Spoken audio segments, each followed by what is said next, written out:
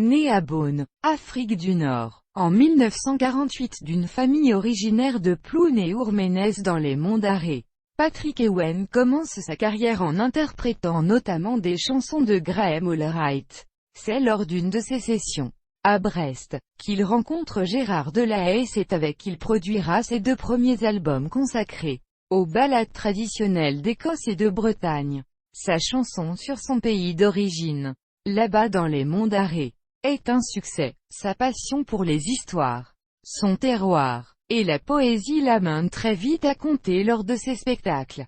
Il s'oriente alors vers les contes fantastiques ou épiques, qui donneront, dans les années 1980, 3 créations au Festival des Tombées de la Nuit à Rennes. Chants et contes fantastiques au pays de la brume, récits barbares et à la lisière des 3 pays des 2 mondes. Plus tard, toujours inspiré des contes et légendes de Bretagne mais aussi des romans de J.R.R. Tolkien, notamment Le Seigneur des Anneaux.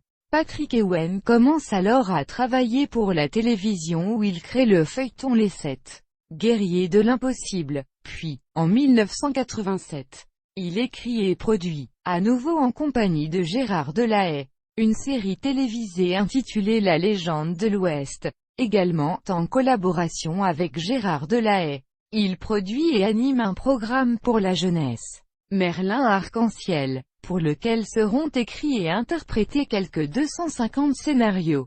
Parallèlement, il monte un spectacle de chants et de contes pour enfants qu'il donnera à travers toute la Bretagne. Reconnu dans tout le pays pour son talent de conteur, il n'en est pas moins resté musicien. C'est en compagnie de ses fidèles amis, Gérard Delahaye et Mélène Favennec, qu'il crée le trio EDF et enregistre un premier album, Country, en 2003, puis un deuxième, Trimène, en 2007. Pour ce trio, il a notamment mis en musique un poème de Pierre-Jacques Elia, Le Sculleré et Vitur Bugel Cause.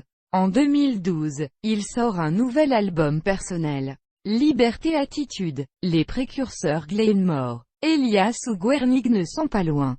Avec leur même verbe altier, les mêmes images fortes et ce talent de mettre en poésie les héros du quotidien, comme l'exilé de la Gouerzon Arlouade du Grand Ewen, avec sa ballade La Fanfare Jouet, Valse et Mathilda. Il rejoint également les grands folk singés qui savent dire le malheur du monde en une simple chanson. Dans le cas présent, les horreurs d'une guerre qui envoie les jeunes au casse-pipe.